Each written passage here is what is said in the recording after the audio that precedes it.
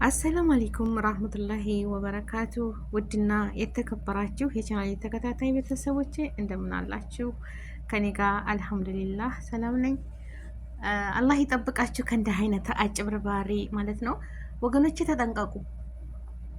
አሁን በቃ ሰውን በምን እናታላቸው? ሱብሃንአላህ። አሁን ይሄ ወንድማችን በእጁ ለፍቶ የሚያድር ስራ የማይንቅ ኒስትሮ ጠርጎ የሚያድር ልጅ ማለት ነው።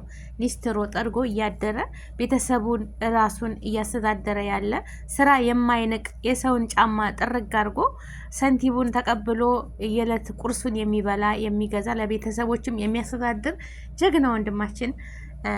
ግን ሌሎች ደግሞ በሰው ላብ በሰው ጉልበት ሆዳችን እንሞላለን በአቋራጭ እንከብራለን ብለው የሚያስቡ ሆዳሞች አሉ። በነገራችን ላይ አስቡት እንግዲህ ትልቁን ጀሪካ ዘይት 50 ኪሎ የሚሆን ጤፍ ማዳበሪያ ጤፍ አስመስሎ ማለት ነው።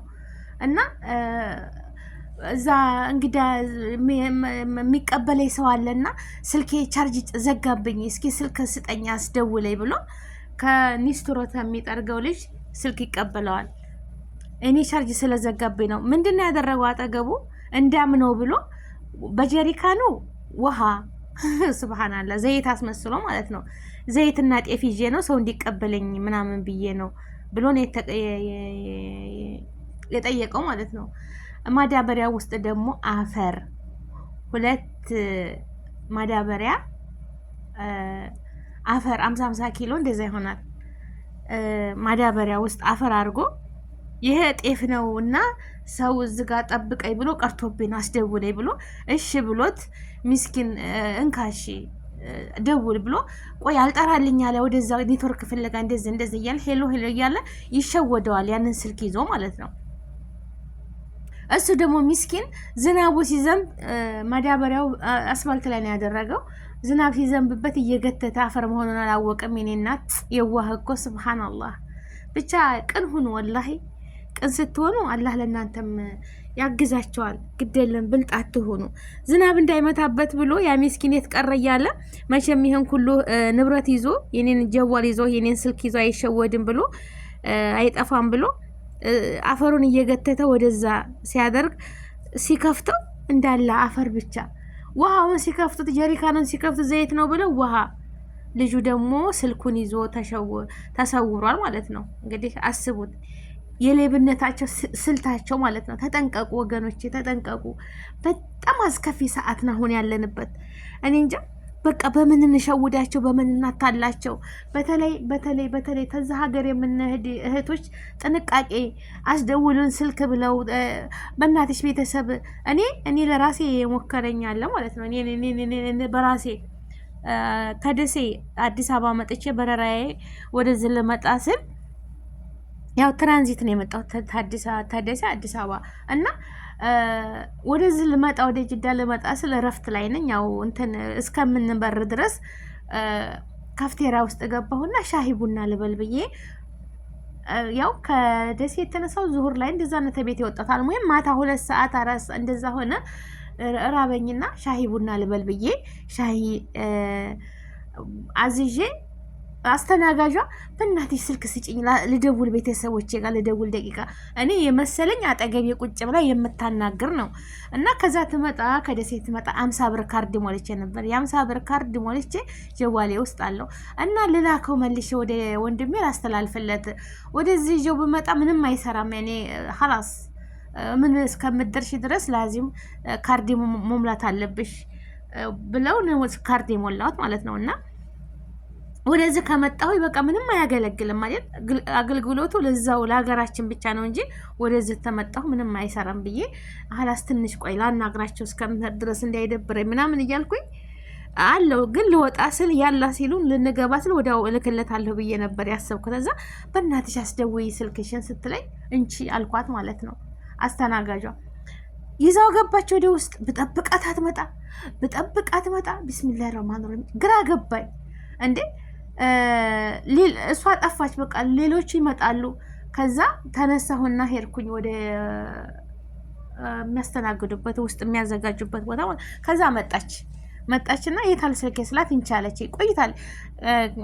ከፍቼ ሳየው 40 ምናምን ብር 50 ብር ነው የሞላሁት። 2 ብር ነው 3 ብር ነው ያናገርኩለት።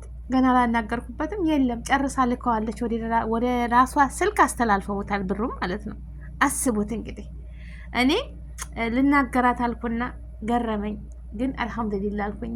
ስልኬንስ ብደብቀው እንደገና መልክቼ ካሜራም ሊኖር ይችላል፣ ብዙ ነገር አለ። ያው ገባቸው አይደለም? ወይም ብትወጣ በቃ ወደ ውጭ መውጣት ትችላለች።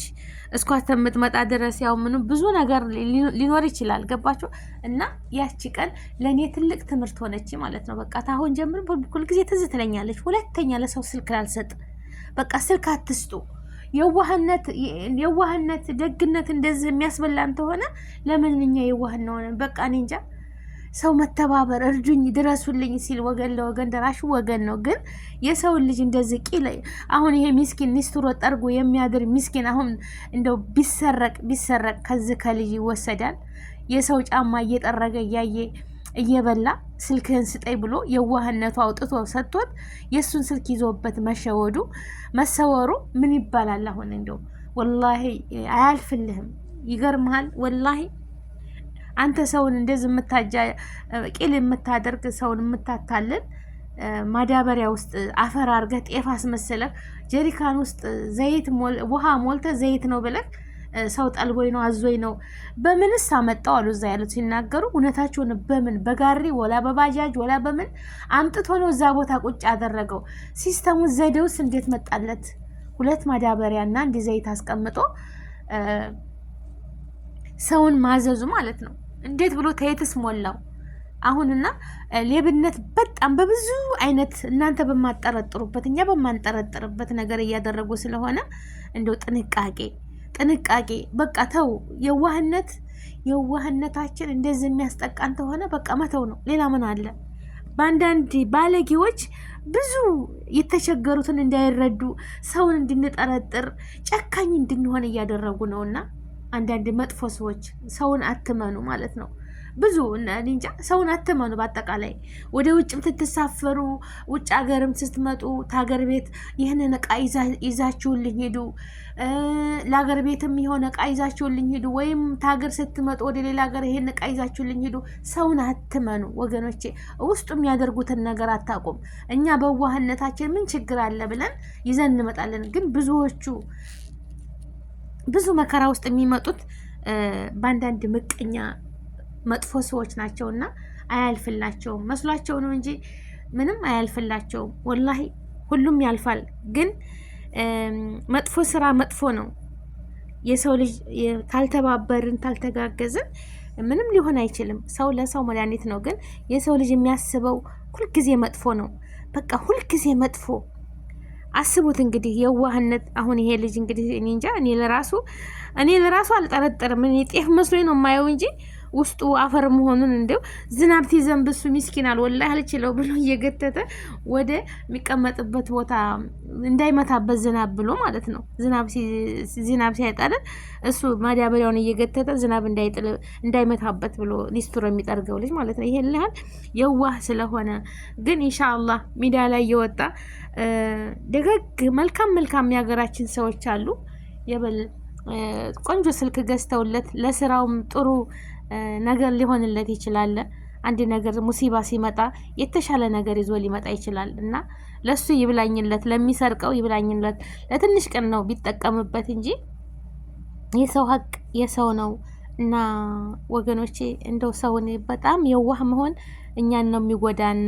ተጠንቀቁ። በተለይ አብዛኛዎቹ አሁን በቃ የስራ እጥረት ስላለ በቃ እኔ እንጃ ቢስሚላ እንደ በቁማችን ነው እኮ ነው። በዛ ላይ የሚያፈዝ ነገር ያደርጋሉ። በዛ ላይ እኔ እንጃ ቢስሚላ እኔ እንጃ በጣም ያስፈራልና ተጠንቀቁ። ብቻ አላህ እንደው አያገጣጥመን እንደዛ አይነት ሰዎች፣ አላህ አያገጣጥመን።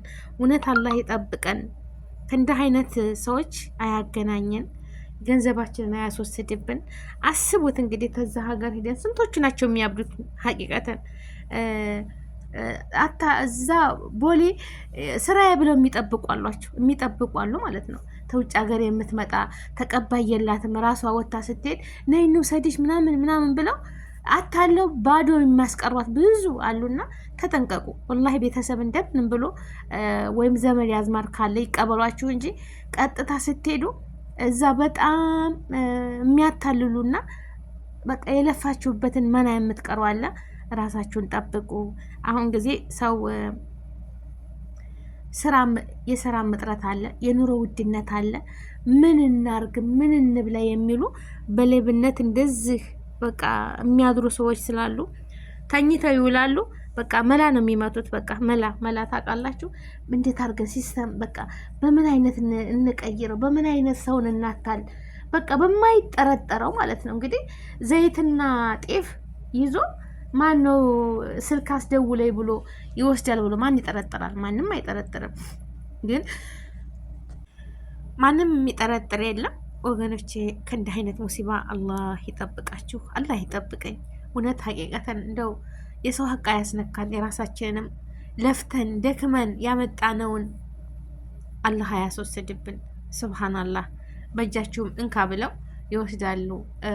እስቲ የዋህነታችን እኮ ደግነታችን እኮ ነው ወላሂ። አሁን እኔ ስልክሽን አስደውይኝ እስኪ ስትለኝ እሺ ብዬ ነው የሰጠኋት። እኔ ደግሞ የመሰለኝ ወላሂ አጠገቤ ሆና የምታናገር ነው የመሰለኝ እንጂ እኔ ወደ ውስጥ ብገባ አልሰጣትም ነበር። ደግሞ አፌን ያዘኝ በቃ ስትሄድ ማለት ነው። እኔ የመሰለኝ በቃ ተስልኳ ላይ ቁጥር ልታወጣ ነው የመሰለኝ። በቃ መታ ስልኳን ልታመጣ ነው የመሰለኝ እንጂ የኔን ስልክ ይዛ ትሄዳለች አልመሰለኝም። አጠገቤ ቆማ የምታናገር ነው የመሰለኝ። እና ወገኖቼ ስጡኝም ስልክ ላናገር ቢሏችሁ ስልኬ ባዶ ነው ማለት ነው። በቃ የለውም፣ ባዶ ነው። በተለይ የሆነ ሰፈር ላይ ስትሆኑ ድንገት በረራ ቢነሳ ያላት ቢሏችሁ እሷ ጋር ልትዋከቡ ነው። ስለዚህ ተሁሉም አጓጉል ትሆናላችሁ። አንደኛ ተበረራችሁ፣ ሁለተኛ ተስልካችሁ። ስለዚህ ጓዛችሁን ሽክፍ አድርጋችሁ ቁጭ ብላችሁ መጠበቅ ነው ያለባት እንጂ ስልክ ሰጥቶ የሚሰወር ሰው እኔ ልሳፈር ነው በቃ በረራ ላይ ነኝ ያለሁት ማለት ነው። እሷ ሆነ ቦታ ገባች፣ እሷን ትጠብቅ በረራ ያልፍብኝ ነው ማለት ነው። ገባችሁ አይደለም? ስለዚህ መቼም አላህ ሲረዳኝ መለሰችልኝ። ዋናው ስልኩ ነው። ስልኩ አልሐምዱሊላህ ደግሞ አዲስ ስልክ ነበረ። ዋናው ስልኬ ነው።